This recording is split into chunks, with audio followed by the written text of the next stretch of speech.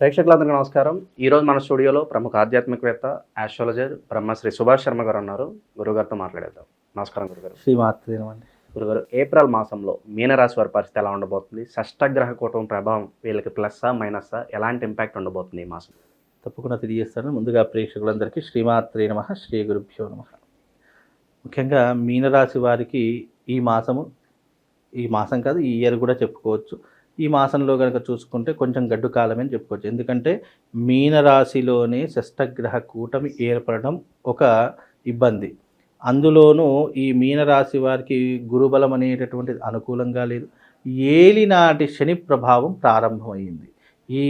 ఈ సంవత్సరంలో కనుక చూసుకుంటే ఏదైనా బ్యాడ్ పొజిషన్లో ఉన్నటువంటి రాశి, తీవ్రమైనటువంటి ఇబ్బందులకు గురవుతున్నటువంటి రాశి ఏదైనా ఉంది అంటే అది మీనరాశి అని చెప్పుకోవచ్చు. ఈ మీనరాశి జాతకులకు కాస్త గడ్డు కాలము. ఎలాంటి గడ్డు కాలము అంటే కనుక ఆర్థికపరమైనటువంటి ఇబ్బందులు, కోర్టు కేసులు, పోలీస్ స్టేషన్ వ్యవహారాదులు. ఎందుకంటే శని కూడా వీళ్ళ జాతకంలో సంచరిస్తున్నాడు కాబట్టి, అది కూడా మీనరాశిలోనే సంచరిస్తున్నాడు కాబట్టి ఏమవుతుంది అంటే కనుక శరీరానికి తీవ్రమైనటువంటి ఇబ్బందులు, కష్టం విపరీతంగా పెరిగేటటువంటి లక్షణాలు, అందులోనూ డబ్బులు విపరీతంగా ఖర్చు అయ్యేటటువంటి అవకాశాలు వీళ్ళ జాతకంలో పెరుగుతూ ఉంటాయి. కనుక మీనరాశి వారికి ఇక ఎంత చెప్పుకున్నా ఈ సంవత్సరము ఈ నెలతో ప్రారంభం అవుతుంది.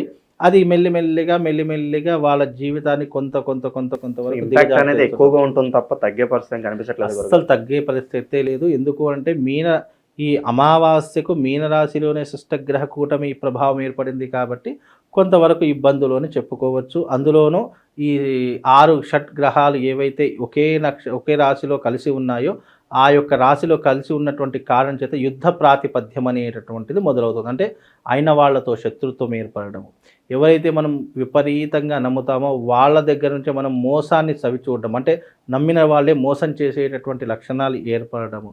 అందులోనూ ఈ యొక్క శని కూడా సంచరిస్తున్నాడు కాబట్టి ముఖ్యంగా మానసిక ఒత్తిడి పెరిగిపోతుంది. అందులోనూ రాష్ట్ర రాజకీయంలో ఉన్నటువంటి వారికి పెను మార్పులు సంభవిస్తూ ఉంటాయి. పదవి గండం ఏర్పడుతూ ఉంటుంది. సినిమా రంగంలో ఉన్నటువంటి వారికి విపరీతమైనటువంటి నష్టం ఏర్పడుతూ ఉంటుంది. గొడవలు పెరిగిపోతూ ఉంటాయి. అలాగే ఆర్థికపరమైనటువంటి లావాదేవీల విషయం నష్టం అనేటటువంటిది ఎక్కువగా కలిగేటువంటి అవకాశం ఉంటుంది. విదేశాలకు వెళదామనుకుంటారు, చదువుకుందామనుకుంటారు, లేదు అంటే మంచి భవిష్యత్తు కోసం ఏదైనా బిజినెస్ పెట్టుకోవాలని చూస్తారు. ఎందులో కూడా కలిసి రాకపోగా వీలైనంత వరకు వీళ్ళకి ఏంటి అని అంటే కనుక కష్టమే తప్ప అంత సుఖభోగాలు అనేటటువంటి కనిపించడం లేదు. ఈ రోజులు వీళ్ళు ఎంతనైతే సుఖం అనుభవించారో దానికి రెట్టింపు కష్టాన్ని అనుభవించేటటువంటి పరిస్థితులు ఇప్పుడు ఏర్పడబోతున్నాయి. కనుక వీలైనంత వరకు జాగ్రత్తగా ఉండే ప్రయత్నం చేసుకోండి. మీనరాశి వారు వీలైతే అరిష్ట నివారణ తంత్రయాగం తప్పకుండా చేయించుకోవాలి. ఇది ప్రతి అమావాస్య రోజున అరిష్ట నివారణ తంత్రయాగం జరుగుతుంది. కనుక మీరు వీలైనంత వరకు ప్రతి అమావాస్య రోజున అరిష్ట నివారణ తంత్రయాగం చేసుకునే ప్రయత్నం, అంటే ఏదైనా ఒక అమావాస్యను ఎంచుకొని అరిష్ట నివారణ తంత్రయాగం చేయించుకొని తద్వారా వీళ్ళకి ఏంటి అంటే శుభం లాభంతో పాటు అదృష్ట యోగం అనేటువంటి కొంతవరకు కలిగే అవకాశం ఉంటుంది. ఎందుకంటే మన గ్రహ సంచారం బాగా లేనప్పుడు యజ్ఞయాగాదుల ద్వారా మన గ్రహ ఫలితాలను అధిగమించేటటువంటి శక్తి సామర్థ్యాలు మనం పుంజుకోవచ్చు. కనుక వీలైతే ఈ అరిష్ట నివారణ తంత్రయాగం చేయించుకోండి. ఇక అంతకుమించి మీనరాశి వారి గురించి గొప్పగా చెప్పడానికి ఏమీ కనిపించడం లేదు. అందులోనూ వీళ్ళకేంటి అంటే కనుక శత్రువులకు చాలా దూరంగా ఉండాలి. మనం ఏదైనా చేద్దాము అని అనుకుంటే అది పూర్తిగా మనకు వ్యతిరేకంగా వెనక్కు లాగే వాళ్ళు ఉంటారు. శత్రువులు పెరిగిపోతూ ఉంటారు. మనతో పాటు ఉండి నమ్మించి మోసం చేసే వాళ్ళు పెరిగిపోతూ ఉంటారు. మన దగ్గర డబ్బు ఉంది అంటే కనుక ఆ డబ్బుని ఏ రకంగా స్వార్థపూరితమైన చింతనతో అతని దగ్గర నుంచి లాక్కోవాలి, లేదా దొంగతనం చేయాలి, లేదు అని అంటే అతని నుంచి సంగ్రహించాలి అనేటటువంటి ఆలోచనలు ఎక్కువగా ఉంటాయి.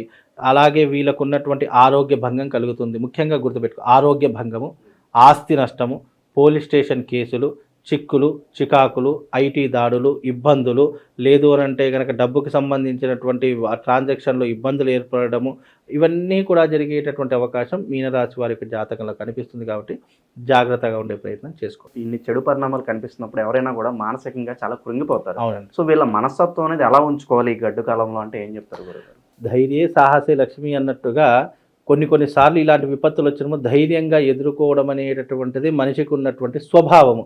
దాన్ని ఎదుర్కొనే ప్రయత్నమే చేయాలి తప్ప ఇలా ఇప్పుడు ప్రతి మనిషి జీవితంలో పాజిటివ్ ఆర్ నెగిటివ్ రెండూ ఉంటాయి. అదృష్టము దురదృష్టము అన్నీ అనుభవిస్తేనే మనిషి యొక్క జీవితము పరిసమాప్తి అవుతుంది అని అంచనా వేసుకోవాలి. ఇవన్నీ కూడా కొన్నిసార్లు మన జీవితంలో జరిగేటటువంటి పరిణామాలే అని అర్థం చేసుకోవాలి తప్ప ఇవి జాతక పరంగా ఇలా ఉంటాయి అని సూచిస్తున్నాం. కాబట్టి దీనికి సరైనటువంటి నిర్ణయాలు తీసుకొని మీనరాశి వారి గ్రహస్థితిలో షష్టగ్రహ కూటమి ఏర్పడింది కాబట్టి డబ్బు విషయంలో, ఆర్థికపరమైనటువంటి విషయాల్లో, ట్రాన్సాక్షన్స్ విషయాల్లో, ఆరోగ్య విషయంలో, వివాహపరమైనటువంటి విషయాల్లో, లేదు అని అంటే కనుక రాష్ట్ర రాజకీయ విషయాల్లో, సినిమా రంగ విషయాల్లో చాలా జాగ్రత్తగా ఆచితూచి అడుగు వెయ్యాలి అనేటటువంటి నిర్ణయం తీసుకోవాలి. ఇప్పుడు మనకు ఏదైనా కష్టం కానీ ఏదైనా ఇబ్బంది కానీ వస్తుంది అని తెలిసినప్పుడు మనం అనేక జాగ్రత్తలు ఎలాగైతే తీసుకుంటామో అలాగే మీనరాశి వారి యొక్క జాతకంలో కూడా ఇలాంటి గ్రహ ఫలితాలు ఇలాంటివి ఉన్నాయి కాబట్టి జాగ్రత్త ఉంటే బాగుంటుంది. అనవసరంగా శత్రుత్వం ఏర్పరచుకోకూడదు. వీలైనంతలో డబ్బు విషయంలో జాగ్రత్తగా ఉండాలి. ఎవరిని కూడా నమ్మకూడదు. ప్రయాణానికి వెళ్ళేటప్పుడు కాస్త జాగ్రత్తగా ఉండాలి. ముఖ్యంగా వాహన ప్రమాదాలు జరుగుతూ ఉంటాయి. లేదు అని అంటే కనుక ఆరోగ్య భంగం, ఆరోగ్య సమస్యలు ఎదురయ్యేటటువంటి లక్షణాలు ఉంటాయి. కనుక కొంతవరకు వీళ్ళు జాగ్రత్తగా ఉంటే సరిపోతుంది. ఉపశమనం కోసము తప్పకుండా మీనరాశి వారు మాత్రం అరిష్ట నివారణ తంత్ర యాగం చేయించుకోవాలి. అది ఎవ్రీ అమావాస్యకు జరుగుతుంది కాబట్టి ఈ అమావాస్య రాబోయేటటువంటి అమావాస్య రోజున అరిష్ట నివారణ తంత్ర యాగం చేయించుకోండి. తప్పకుండా వాళ్ళకు శుభం లాభంతో పాటు అదృష్ట యోగం కలుగుతుందండి. గురుగారు 1 year పాటు ఇలాంటి ఫలితాలు ఉంటాయని చెప్పి మనం మాట్లాడుకున్నాము. ఇంకా ఈ టైం పీరియడ్ అనేది ఎంతకాలం ఉండొచ్చు అంటారు ఇలాంటి ఫలితాలు వీళ్ళు చూడడం? ఇది 1 year వరకు ఉంటుందండి. ఎందుకంటే గురు సంచారం అనేది 1 yearకు మారుతుంది. షష్టగ్రహ కూటమి యొక్క ప్రభావం మాత్రం 3 నెలల వరకు మాత్రం ఉంటుంది. ఈ 3 నెలల తర్వాత కొంతవరకు ఉపశమనం అనేటటువంటిది కలుగుతుంది. కాబట్టి ఈ 3 నెలలైనా కూడా వీటి నుంచి అధిగమించాలి అనుకుంటే ఈ రాబోయే అమావాస్యకు అరిష్ట నివారణ తంత్ర యాగం చేయించుకోండి. తద్వారా వాళ్ళకు శుభం లాభంతో పాటు కొంతవరకు మేలు జరిగేటటువంటి అవకాశం ఉంటుంది. రాబోయే విపత్తులు ఏమైనా ఉంటే కనుక దాన్ని అధిగమించేటటువంటి అవకాశం వాళ్ళు ఏర్పరచుకుంటారండి. చెడు పరిణామాలు కనిపిస్తున్నాయి. ఏళ్ళనాటి శనిలో ఉన్నారు. మీరు చెప్పిన యాగంతో పాటు దైవారాధన విషయంలో ఏం చేసుకుంటే బాగుంటుందంటారు? ఈ యాగంతో పాటు ప్రతి నిత్యము శివారాధన చేసుకోమని చెప్పండి. శివారాధన చేసుకున్నటువంటి వారికి శని ఏమీ చెయ్యడు. దైవాన్ని నమ్ముకున్నటువంటి శివుని నమ్ముకున్నటువంటి వారికి కొన్ని గ్రహ విపత్తులు వచ్చినా కాలాంతరంలో ఆ గ్రహ విపత్తులను దూరం చేసేటటువంటి వాడు పరమశివుడు. నేను మీనరాశి వారికి ఒక శివశక్తి స్ఫటికలింగం ఇస్తాను. ఆ స్ఫటికలింగాన్ని ప్రతి నిత్యము వాళ్ళ ఇంట్లో పెట్టుకొని ఒక రాగి పళ్ళెంలో కానీ లేదా ఒక ఇతర పళ్ళెంలో బియ్యం పోసి ఆ యొక్క శివలింగాన్ని దాంట్లో పెట్టుకొని దాని ఇరువైపులా 2 దీపాలు వెలిగించమని చెప్పండి. ఆ దీపాల కాంతులు ఎప్పుడైతే ఆ శివలింగం మీద స్ఫటిక శివలింగం మీద రిఫ్లెక్షన్ అవుతాయో అవి ఇంట్లో ఉన్నటువంటి నెగిటివ్ ఎనర్జీ కానివ్వండి, ఎవరైతే దీపం వెలిగించారో ఆ వెలిగించినటువంటి వ్యక్తికి కానివ్వండి కొన్ని అరిష్టాలను దూరం చేస్తూ ఉంటాడు. కాబట్టి ఈ శివశక్తి స్ఫటికలింగం నేను మీకు ఇస్తాను. కాబట్టి అది మీ ఇంట్లో పెట్టుకోండి. తద్వారా కొంతవరకు ఉపశమనం కలిగేటటువంటి అవకాశాలు ఉంటాయి. ఈ దీపారాధన ప్రతిరోజు చేయాలి గురుగారు? ఎలాంటి నియమాలు పాటించాలి? ప్రతిరోజు ఇప్పుడు మనం ప్రతిరోజు స్నానం ఎలాగైతే చేస్తామో, ప్రతిరోజు భోజనం ఎలాగైతే చేస్తామో, ప్రతిరోజు మన అందాన్ని ఎలాగైతే అద్దుకుంటామో అలాగే శివారాధనలో ప్రతిరోజు స్నానం చేసిన వెంటనే నువ్వు చేయవలసినటువంటి క్రతువు ఏంటంటే శివుడి దగ్గరికి వెళ్ళి దీపం వెలిగించడం. ఆ ఒక్క పని కూడా చేయకపోతే భగవంతుడు కూడా ఏం చేయలేడు. కనుక ఆ ఒక పని అయినా సరిగ్గా చేసుకుంటే అన్ని రకాలుగా బాగుంటుందండి. సో మీనరాశి వాళ్ళందరికీ కూడా ఫ్యూచర్లో మంచి పరిణామాలు రావాలని చెప్పి మనస్ఫూర్తిగా కోరుకున్నాం గురుగారు. ధన్యవాదాలు. శ్రీమాన్.